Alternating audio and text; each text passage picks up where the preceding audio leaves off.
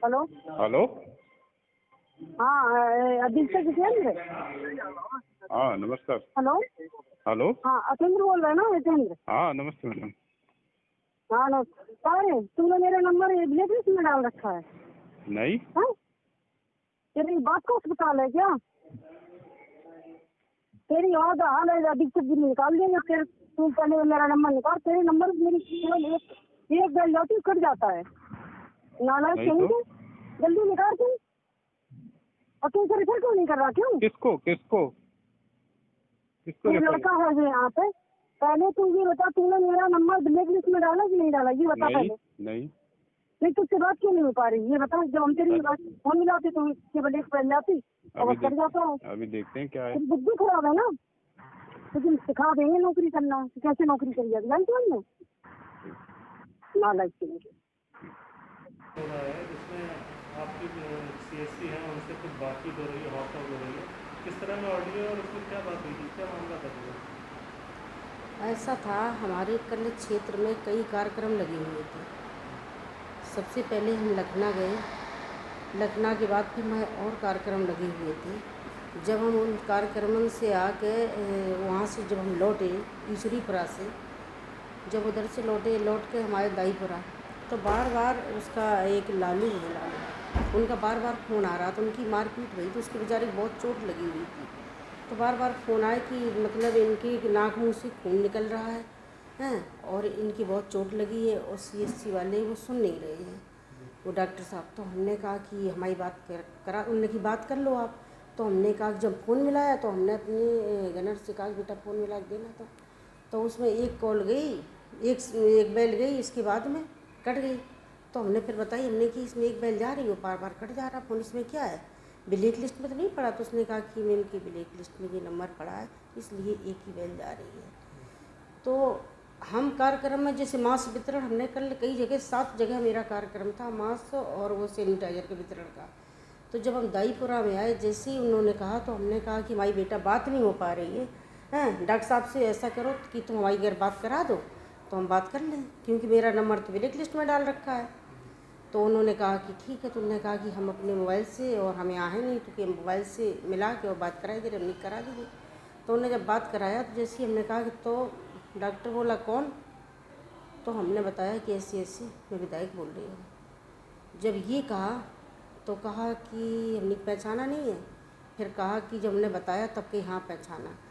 तो मेरा ये, जैसे हम जनता की चुनी हुई प्रतिनिधि हैं और मेरा नंबर अगर ब्लैक लिस्ट में पड़ जाएगा तो फिर बात हम किससे करेंगे?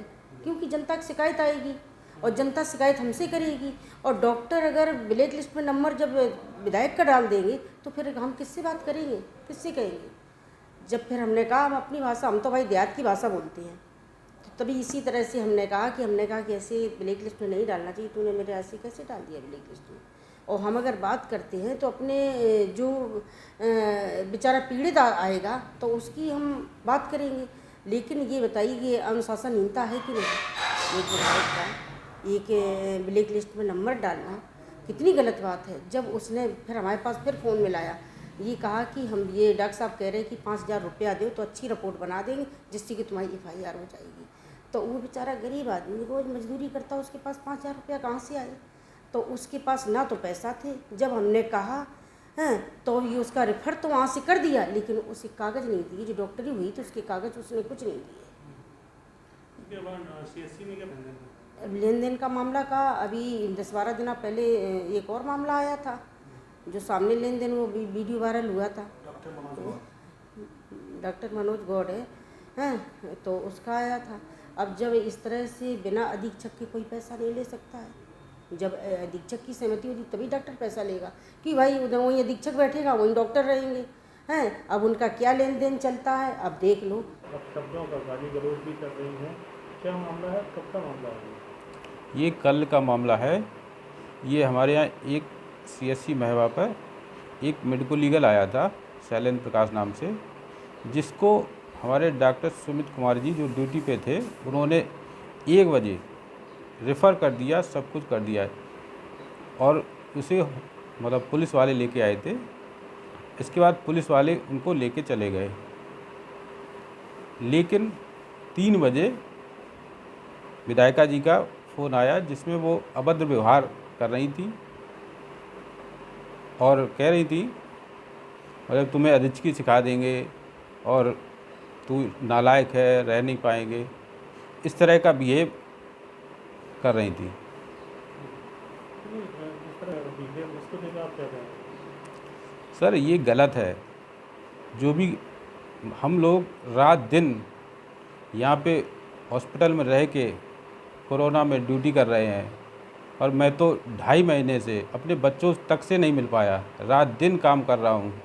और दूसरी डॉक्टर एक ऐसा पेशा है, यहाँ सभी लोग नम्रता से बात करते हैं, चाहे पेशेंट से बात करनी हो या किसी अधिकारी से या राजनेता से, तो हम लोग अपने इस मर्यादा को पूरी तरह बनाए रखते हैं।